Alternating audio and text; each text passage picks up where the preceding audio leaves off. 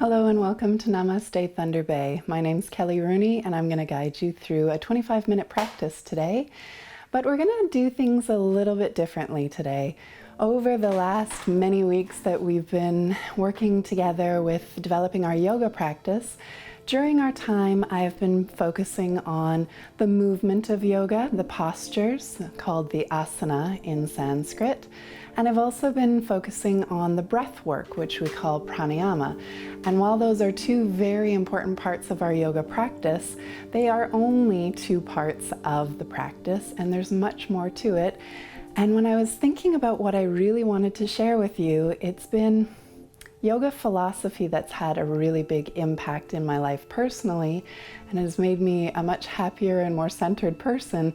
And I think that that's something that we can all use, whether you are brand new to the practice of yoga or whether you are a seasoned yogi or yogini. Hearing something again in a different way might just refresh your memory. It might strike a chord and resonate in a different way. So I really wanted to share the yamas. The yamas are part of the yoga path. And the yamas refer to self-restriction or the ethics that we guide ourselves by. And because I don't consider myself an expert, I just want to give you the introduction. What has resonated with me? What do I think I can share with you that might bring a little bit more happiness and stillness into your life? So for the yamas, there are 5 yamas. We're going to do one each week over the next 5 weeks. And the first yama is ahimsa. And the word ahimsa in Sanskrit means non-harming. And that can very easily and literally be translated as non-harming, as in not physically harming another person. But of course, with all yoga philosophy, it's much deeper than just not physically harming someone. We think about not harming others through our thoughts, our words, our actions, and not harming ourselves, which is, for me, been the biggest struggle in learning to live in yoga. So I notice that the process of yoga is self-awareness, and with all of that bringing attention inward, you start to reflect and notice the thoughts that you have toward yourself and to others. And often we're harder on ourselves than anyone else. So when we focus on ahimsa, we want to focus on being kind to ourselves and to others in our thoughts, actions, and words. So I wrote a few notes that I wanted to share with you when it comes to ahimsa. One of the things that I wrote down is really thinking about the way that everything interacts. Our thoughts produce emotions, and our emotions produce actions, and ultimately actions produce character. Now, when I wrote that down, thoughts produce emotions and emotions produce actions, that was a way of thinking that was agreed upon for, eons. But of course, as things change and as modern science starts to research and put quantifiable information to maybe ancient knowledge or former mystic knowledge, there's actually a little shift there. Our thoughts don't produce our emotions. Our emotions produce our thoughts. So that's kind of interesting. They've been able to identify now that when they look at the path between the mind in the brain versus the mind and the heart sends many more signals to the brain than the brain does to the heart. So when you think about that, it means that if you choose to feel kind and loving toward others, you will produce kind and loving thoughts, and that will inform your actions. So ahimsa starts with kindness in the heart. I also thought it was interesting when I first learned of ahimsa. I knew that yogis followed a vegetarian diet.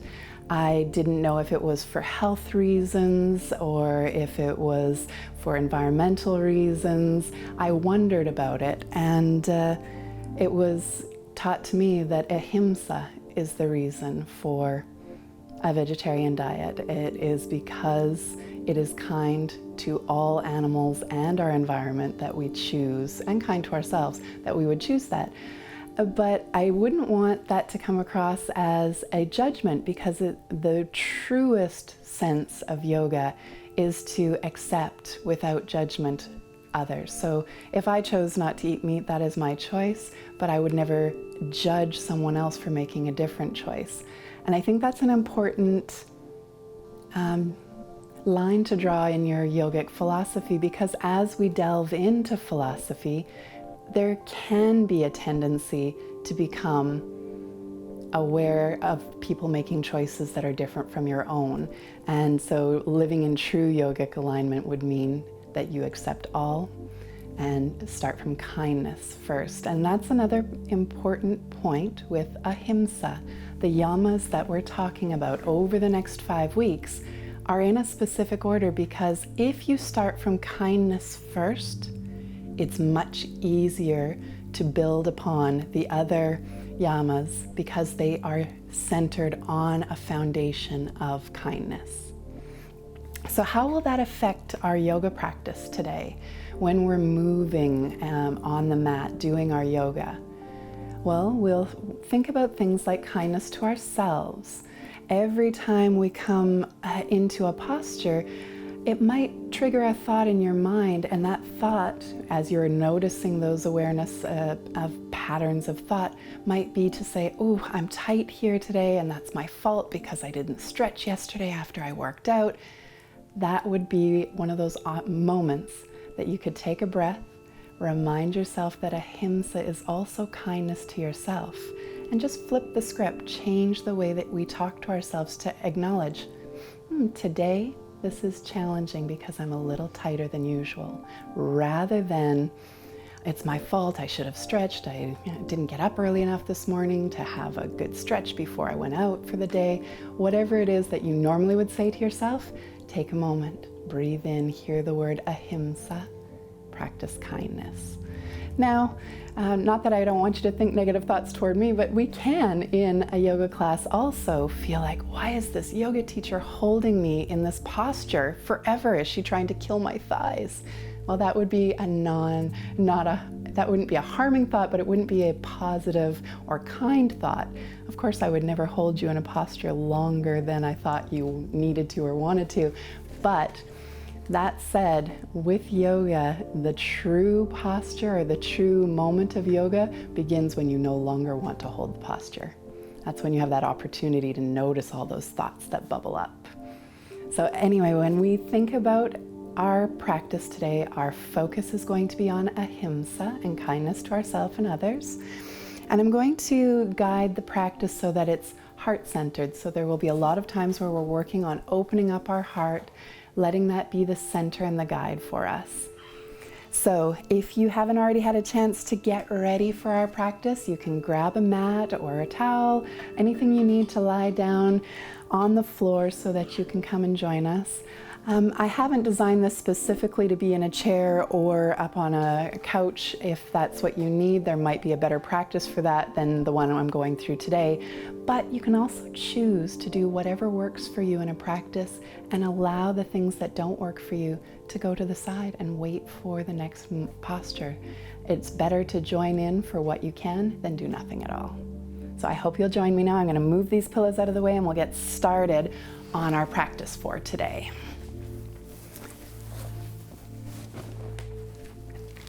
So, finding yourself in a seated position, you can stay with a nice tall spine, and you can have your legs crossed, or if you have issues with your knee and it's not comfortable, you can straighten your legs out. All you really want to think about is that pelvis tilting forward, crown of the head lifting up toward the ceiling. Sometimes the chin might come down slightly to lengthen through the top of the head. And I'm going to get comfortable too. Let's take a deep breath in. Let it all out. We'll start with our hands at heart center. In Anjali Mudra, you can let the thumbs touch the breastbone. Take a minute to close your eyes. or lower your gaze if you're not comfortable closing your eyes.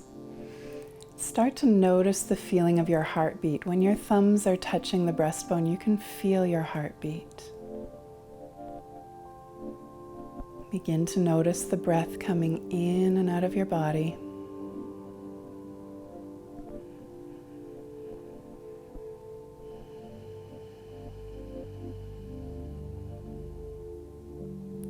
And when we're observing things in our yoga practice, I often try to remind people that you want to observe them with curiosity rather than judgment. Is my breath long and smooth, or is it short and choppy? That's part of our ahimsa practice. Just noticing without judgment.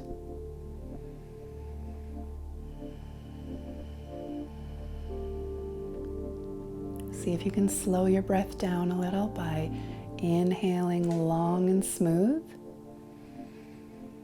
Placing a slight pause at the top of the inhale, and then exhale slowly. Letting all the air out before you take your next breath in.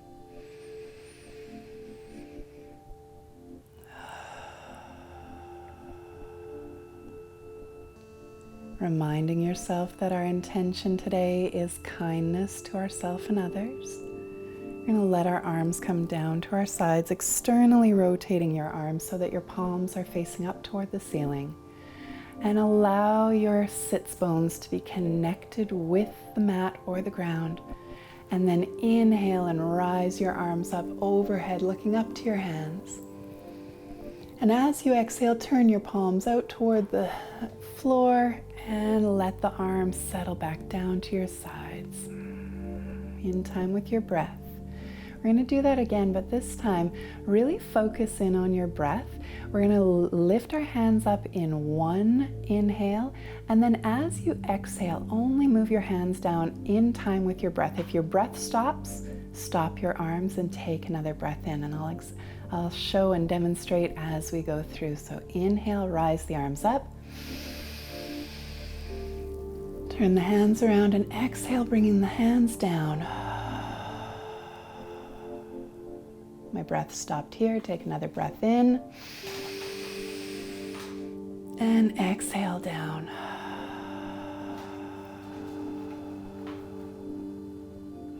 My breath stopped before my arms reached the ground. Breathe in. And exhale. The reason I wanted to share that is because as my practice has been developing and changing over the years, I've noticed that the breath to movement connection is so important, and I try to weave that into my practice all the time, but I didn't realize that I wasn't always fully extending as I breathe out. So I was working with another teacher, and that tip came out to stop when your breath stops. It gives you an opportunity to see, are you really connecting that movement together? So let's do that again. Externally rotate the arms. Inhale the arms up overhead as you breathe in. Turn the hands around and exhale the arms down slowly.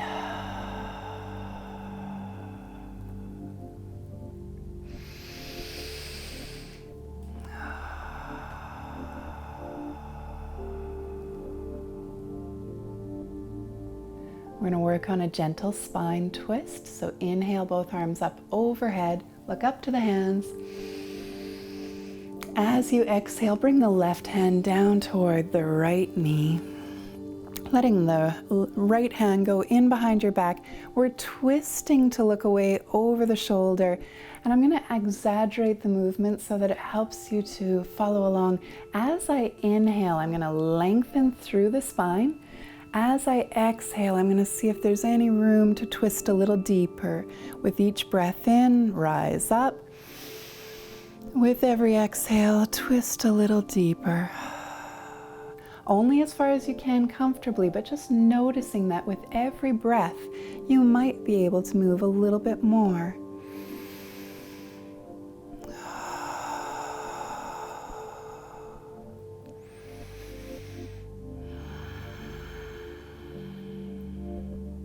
Inhale, both arms up overhead. Look up to the hands and exhale, bringing the right hand down to the left knee. Looking away over the shoulder. Inhale to lengthen. Exhale to twist. Inhale to lengthen. And exhale to twist. One more breath, lengthen. And exhale to twist. Inhale, both arms up overhead, look up to the hands. Exhale, bringing the arms down to your sides. We're going to move up onto our hands and our knees. So as you shift, bring your hands directly underneath your shoulders. Knees are underneath your hips. Toes are curled under and plugged into the mat. And just a few tips again, when we're in our tabletop, we want to avoid slumping into the shoulders. That's something that can happen without being aware of our body. So press away from the ground, feeling a nice taut space between your shoulder blades. You also want to bring the belly button in toward the spine so that you feel the core is activated and that you have a flat and firm back from crown to your tailbone. We're going to inhale and exhale for our cat and cow practice. So sink your belly down toward the mat as you inhale, bringing your chest forward and your head and gaze up. And exhale as you round your back and look down to your belly button. Inhale to cow. And exhale to cat. Inhale to cow. Really feel the chest come forward. Allow the chest to come through the shoulder, through your shoulders. Exhale, coming up to cat. One more breath to cow. And exhale to cat.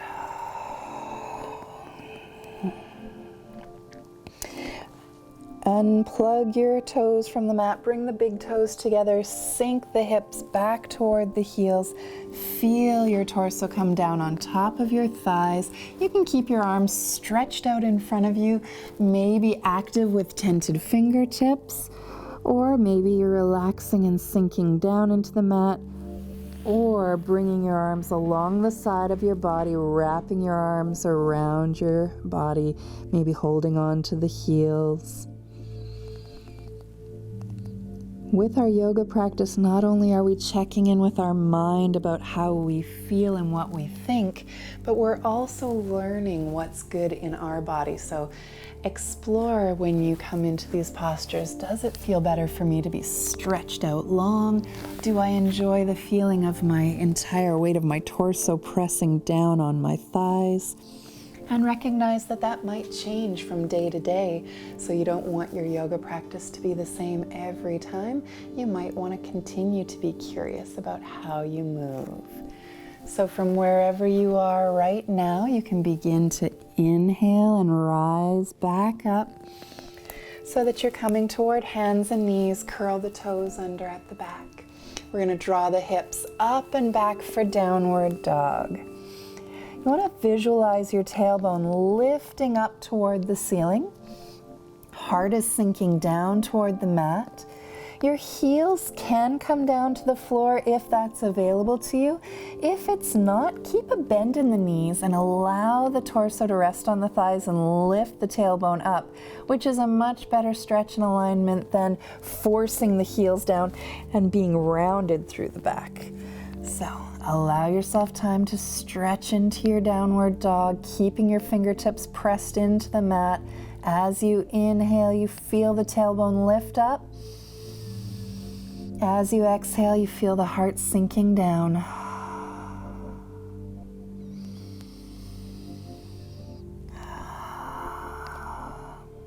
We're going to inhale the left leg up into the air for three-legged dog. And then bring the left foot forward and plant it close to your hands. And remember, you can walk it forward, you can step it forward. Listen to your body so that you don't try to work beyond where you're at today. Once the foot is near the front of the mat, knee is over top of the ankle, you can lower your right knee down onto the mat. We're getting ready to go into a beautiful heart opening stretch here in a low lunge. So we can start off with our arms out at our sides and turn our palms so that they're facing the back of the room. Draw your hands in behind your back. Clasp the hands together. And as you inhale, draw the shoulder blades together, really opening up the chest. As you exhale, allow yourself to sink a little further into the lunge.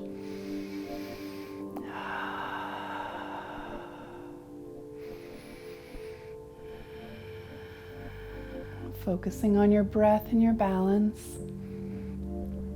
And of course, checking in with those thoughts. Are they in line with ahimsa? Another beautiful expression that we can sometimes come back to that helps keep us thinking of ahimsa is what I'm thinking right now serving me? And if it's not helping you to be the best version of yourself, the most kind and gentle version of yourself, try to let it go. So taking a deep breath in, we're going to release our fingers. As we exhale, we're going to bring our hands around to the front of the mat, planting them down on either side of that front foot, curling the right toes under at the back. We're drawing the right knee off the mat. You can either step the foot back to plank, or you can press the weight into the hands and shift up and back to downward dog. If you're in plank, just lift your hips up into the air, coming into downward dog. We're going to do the same thing for the other side. We'll start off with an inhale, lifting our tailbone up toward the ceiling, and an exhale to release the heart down toward the mat.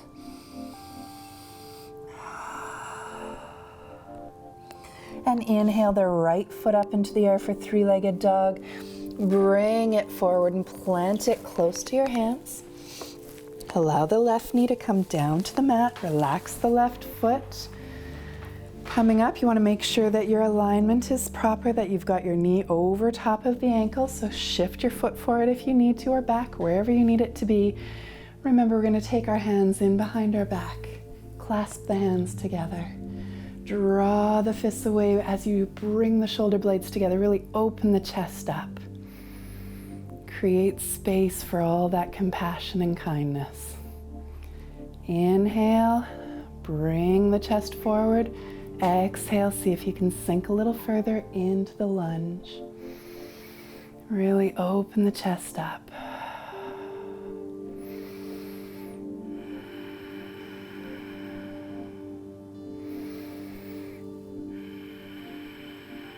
One more breath here.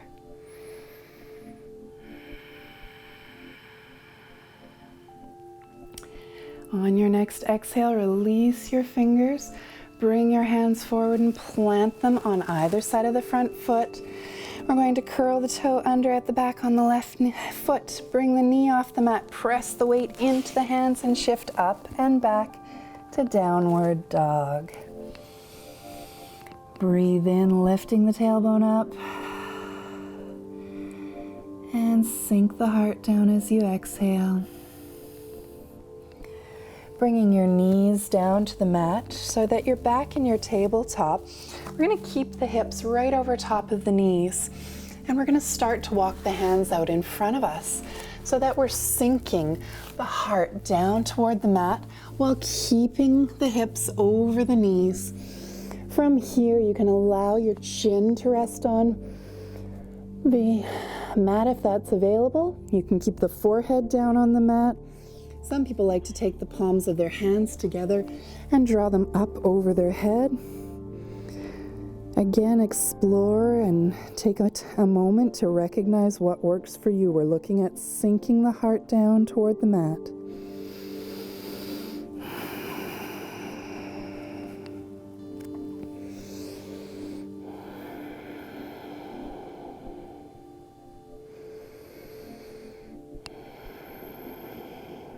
One more deep breath here.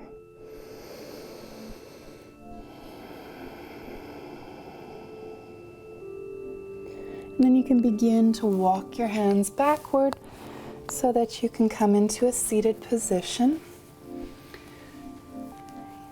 In our seated position, it's always a good idea to have a tall spine and a straight neck, but again, your legs can be crossed or open depending on what feels best in your body.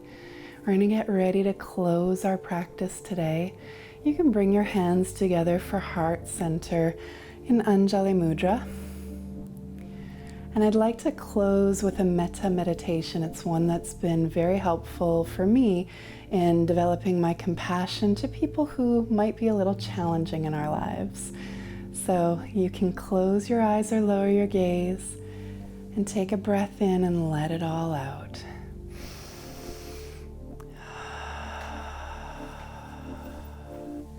And in your mind, you can repeat, "May I be filled with loving kindness."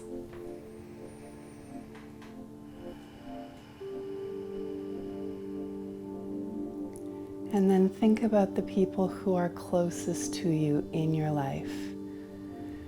And think, may they be filled with loving kindness.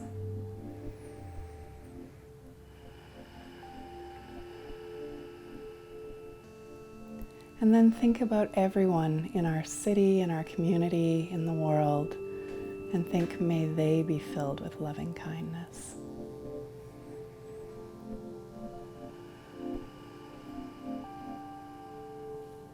And then take a moment to think about those people who maybe are challenging in your life. And think about them for a moment. And think, may they be filled with loving kindness.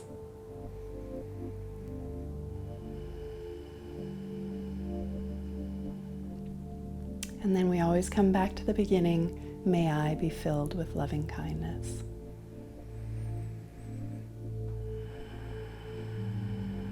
Now this meditation, we just did it once and we did it quickly, but you can use this anytime using the words, may I be filled with loving kindness, direct it to the people closest to you, then the people around the world, followed by the people who may be challenging in your life, and then close again with, may I be filled with loving kindness. It's a beautiful practice and it can really help you to keep your meditation practice on track. So thank you so much for joining me today. I hope you enjoyed a little bit of Yama philosophy, and Namaste Thunder Bay.